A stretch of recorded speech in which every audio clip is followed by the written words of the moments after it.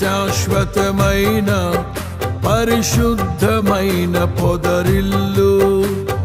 మనసే మందిరమాయే, నా మదిలో దీపము నీవే. నిన్నాశ్రయించిన వారిని ఉదయించు సూర్యుని వలెనే నిరంతరం నీ మాటతో ప్రకాశింపచేయుదువు.